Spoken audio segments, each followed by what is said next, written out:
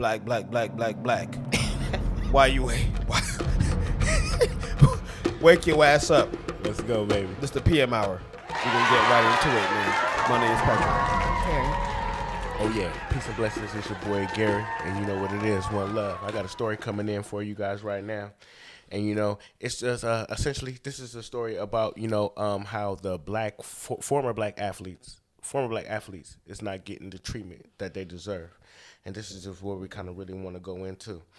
I got two athletes right here. There's a former defensive end by the name of Kevin Henry, and also there's a running back Najee Davenport. Both of these guys kind of came with a suit against the NFL, essentially saying that that they're not getting the same treatment as other athletes, you know what I'm saying, and when it comes to the CTE, and them getting the benefits of what happened of them playing throughout the league. But then when you start really thinking about it, you're saying that, okay, these athletes are going, everything's going, they're going through the protocols, they're seeing the doctors and what happened, but you kind of start thinking to yourselves that why something like this is not happening for these kind of athletes, right? It comes to a certain concept that the NFL has made up called race norming. And you guys sit here and say, race norming. I mean, we come through these concepts every day, 100 all the time when it comes to this Western theory of what black people should be going through. So we sit here and we talk about this, right? Race norming. Essentially, long story short, race norming is talking about the fact that if a black person comes from a low-income neighborhood, they're already set at a lower bar than what that could mean from their white counterpart, right? Their white counterpart. And you know what's so funny about when they say that? Some of these white folks, they can even come from poor neighborhoods, but that's not the point. The point is that race is definitely come into a factor. And if you are a poor black person coming from a low neighborhood, you are already at, essentially for them, you're already dumb before you get to the NFL. So if you play in the NFL, you get to CTE, you're cognitively defective, then that's a result of you being in a low-income neighborhood. Hit it with the blackness. You already see how it goes. I got a video for y'all. For the first time on camera with ABC News, Henry and another former player, Najee Davenport, are talking about their lawsuit, accusing the NFL of avoiding paying head injury claims based on a formula that discriminates on race. That formula assumes that black players start at a lower cognitive level than white players. And that's just how it goes, y'all. Y'all see what it is. You know what I'm saying? They already know they got the demographic.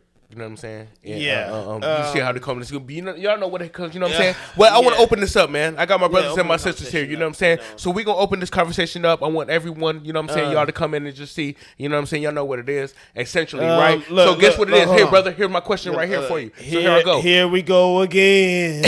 Same old shit, though. Man. Just a different day. So we don't get no evaluation now because we live in the poor neighborhoods. Well, there's speaking to our mentality. For the most part, it's funny and it's kind of ironic that poor income black athletes fuel sports because they feel like it's an option to get out of their situation. That's great. So instead of education and everything else, they play sports and it's another option out. Yeah. But then now that they give their life, they give their entire life to this whole institution.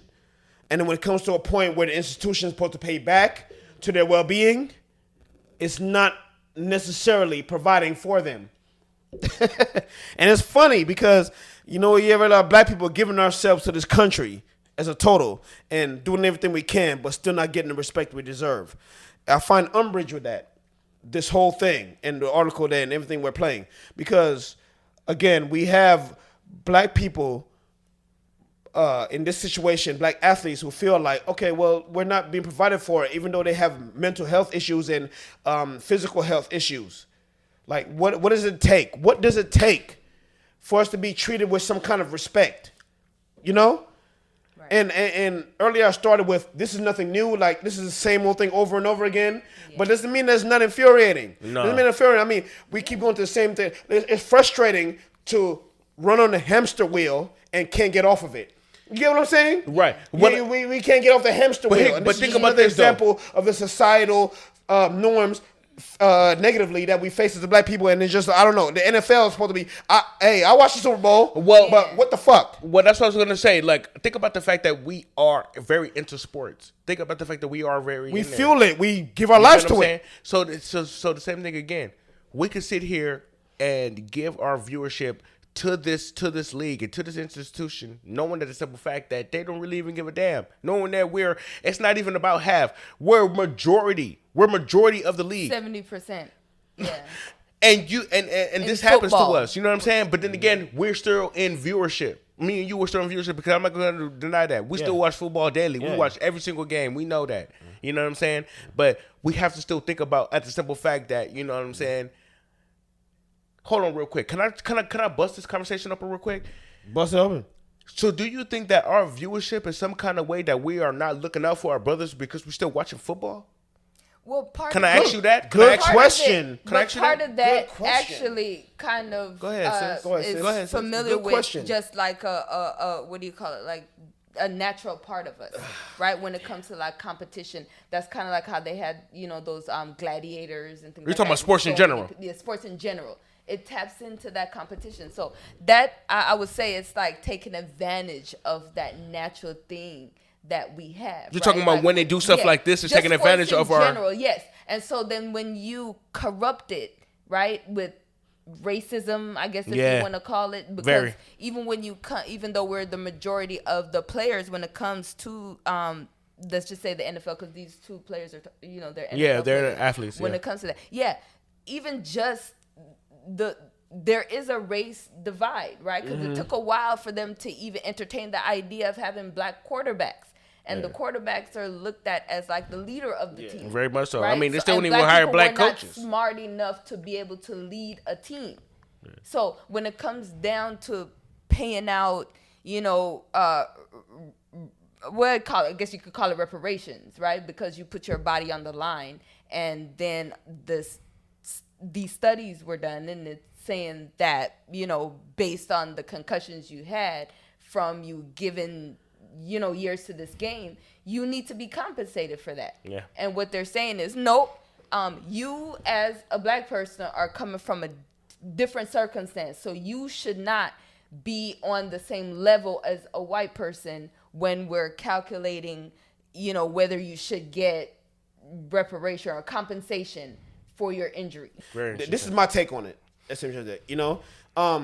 Our consumption and our providing for the whole industry is conflicting. It seems conflicting. Very. You said that does those two outweigh each other? Does it? Is a negative aspect? Hold on, let me finish. No. I get your question. Let me say. It does seem something, but however, I think it comes down to the cry that we have is a respect level, because we give so much on both ends. We consume it, but we also provide a service for it, and that's two parts of the economy, is not for industry. So then, why is it that we give so much to it that we don't get the respect when it comes to something like this? That we don't expect the industry to respect us. These guys are asking about, okay, they're suffering from something for giving their life for so long for this sport or whatever, that, okay, well, it seems unfair that you don't really consider me for some kind of care or some kind of respect on that level. I'm saying to you that my mental health is not there, and you guys made a ruling, concussion ruling and whatever have you, on this whole thing. But now you're excluding me because of my upbringing, my everything I've went through in my life, in early life, that I come from a poor, impoverished neighborhood, is a negative consideration to be considered as far as compensation. Right. It is infuriating. Yeah. And it's counterintuitive to the intentions that you guys profess to want to claim that you're for. It seems like racism, right? Well, in a nutshell, yes. The NFL, I dare to bring up Kaepernick, Because I guess he's the poster child for. I mean, we might as well we have to go back to this because he's still relevant. He was a shining example. It makes Kaepernick would never leave situation. the NFL. I'm sorry, Kaepernick would never leave the NFL. It won't happen. It's done. It's we done can always talk about Kaepernick with the NFL. Because everything that comes up, and this seems like it was a situation that it could be separate from that, but everything that he went through is a definite staple or linchpin. He was whiteballed, so you can always pin that for on doing what? For doing what? These black players gave their same life to the sport, right? As the white ones did, right? Absolutely. So then, 70%. So it's not like 70%. Why couldn't you just do the same thing you did for the white players as you did to the black players? What's the problem? Yeah, right. As you can see, as definitely as they go on, there's another video I'm going to show you guys. Determined that Henry was suffering from a cognitive decline consistent with mild dementia, and as part of the process, submitted a claim to a settlement administrator. What was the result of the claim you filed? I was denied.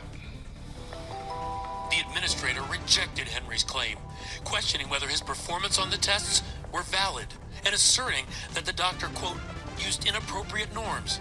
Henry's doctor did not use that race norming adjustment. We're asked to function in our daily lives like normal human beings without any disruption and not be compensated for it. So you guys already see how it is. They want to go ahead, sit here, hit you with the evaluation, right? Hit you and sit here and try to see what they can evaluate you with, and then not even give you the compensation at the simple fact of what you are already going through. It's what we're already talking about. So again, let's just put this all in a nutshell. Let's just bring it all in a nutshell. So what the NFL is basically saying, if you come from a low income neighborhood and you enter NFL and you get hit with, the concussions and the CTEs, just on the simple fact that you come from this neighborhood, you're already stupid to come in here. So we don't need to pay you nothing because you're already dumb. You were already dumb from your neighborhood. So there's no simple fact that the NFL caused your extra dumbness and the fact that you are acting the way you acting. And I'm just going to put it out there the way it is because the simple fact, this is what we're saying. I'm a watcher of football. I watched every single game. You know what I'm saying? I already watched all the way to the Super Bowl. So don't get it twisted. It's not to say that I'm not a fan of what the NFL is. If I'm not a fan of the NFL. But what happening is you definitely know when there is a group of people, and this is not to be ignorant of everyone that's watching, 70%, we are 70% of the people, and we sit here and get treated, like we're what? Less than 0.2? Yeah. You feel what I'm saying? Yeah. So it's not what you guys have to understand that this is not a discrepancy. It's something that is definitely real and something that's definitely what's going on very much systematically. And I'm speaking of a fan of the NFL, but this is total and 100% total bullshit. And we know what's going on here with our brothers, man. You brought up a good point. We see what it is. You brought up a good point because, then maybe black guys should stop doing football. Maybe you should stop going football because you know what, you brought up a good point. Why I say that? Because here's the dumb part: they don't want us in there. They don't treat us with respect. But if we stop playing, football will go down. Oh, it's over. So with basketball, so with everything else, you need us, but you don't want us. It's over. It just doesn't make no sense on their part at all. But this is the knee-jerk reaction that they give to us as far as the power they have over us, and as far as controlling the institution. They just want us to shut up and play. Yeah. So it's like, you quoted something they said before exactly. when LeBron James. Yeah, right. It still goes with your point. Yeah. Exactly. They need us. Yeah, they need us, but they just want you to just play. They don't want you to say anything else. That's what a slave does. Yeah. That's exactly what a slave does. Doing that. Yeah, that's exactly what it is. So the industry, even in today's modern age, showing exactly the slave plantation mentality they've always had. Essentially, shut up and pick that cotton. Yeah. Shut your black ass up and pick that cotton. Yeah. You know what I'm saying? What the hell are you talking about? You know what I'm saying? You know what I mean? Ain't nobody trying to hear that shit. Yeah. Pick that goddamn cotton, boy. We already did articles on here on the ThePMHour about how white doctors already feel black people don't feel pain, right? Black people don't feel pain. Black people, you know what I'm saying? And then they're already playing to the fact that black people are stupid and black people, don't understand. You know what I'm saying? We don't even have that. Yeah. So the NFL is a cumbrance on all that. And we're talking about the most physical contact sport on the planet. Yeah. We play the most physical contact sport on the planet, right? And we're 70% of that because football, essentially on the whole, it is enjoyable. But again, when you look at the enjoyable side, that should not never negate the fact of what goes on the true side of like the inner workings. The inner workings. Side. Part of that is our fault. To a certain extent. To a certain extent, part of our fault, allowing them to do that to us. But this idea of race norming, if you listen to the videos we played in the section we played, because this seems like it's a whole broad section that goes beyond just what we're talking about with sports in this subject. Race norming kind of hit at what, politics? Hey, I think Kamala Harris is race norming. Hey man, race norming. I think no, it's all the way. As finance. Hey, religion. Religion Robert is definitely Smith, race norming. Religion. It's race norming. Robert Smith with finance, race norming as far as business, religion, race norming. Stocks. Yeah, yeah. So think about the whole scope of how broad race norming is. This bringing up a whole thing, and they mentioned it in the article. So what? Okay. Race norming seems like it's going to be something bad for black people because they set the control of what the definition of what that is. We could have our own definition of black people what race norming is as far as white people is concerned. Because hey, I think as far as white people are concerned, I mean I don't consider any white person a friend to me. Ooh. That's race norming for me. I'm trying to. This is the PM hour. I'm trying to say, here, man. I'm trying to say, hey, it's norming for me. I don't consider anyone them friends. We can be associates. Baby. We can show mutual respect. Yeah. But if I consider you a friend, that's a certain level of trust. No, I can't go there. I'm sorry. I can't marry a white woman. I can't marry a woman outside nobody outside of my race. Oh, we going and I have to take it there. I have to take it there. Interracial dating, definitely. That's norming. Interracial dating. Think about the word. Norming. Yeah, it is. Norming. It's not normal for me. Yeah, it is. To be with somebody else other than black. No. But they're trying to set a standard, whereas black people, if you're from the hood, they're automatically mentally disabled. He right. Get the fuck out of my face. No, look, but you're bringing it up right there because you're talking about that. It's actually normalizing what we're saying with our oppressions, what we have. No, you're normalizing our oppression that's from you. So, hey, y'all know what time it is because you see already what it is and what it come through, right? Race number 2, we continue. We already gonna come with that. You know what I'm saying? We see that right now in this nucleus. Race norming is more than what we could attempt to what it be. But when we just put the idea out there to you guys to understand that even if you could be out there and one of them brothers that enjoy watching the NFL, understand that what's really going on with our brothers out there. They're not taking care of us, and they don't not care about what's happening with our cognitive and cerebral and cerebral actions. So let's go ahead and make sure we put our thoughts and our mind out there. Subscribe. Comment, please. iHeartRadio, share. Y'all Anchor, know what it is, man. Spotify. We all out there. You know what I'm saying? We all please, out there. Man. YouTube, social media, all that. You know what it is, man. Listen to our videos because this is the black Get space. Down, y'all behind. Black man. space for everyone. Even if you don't even like us, you want to be out there, man. We're here for the black space. We want to hear from you, negative motherfuckers. You know what it is, man. 100. Put it out there. One love. I'm gonna say peace. Out.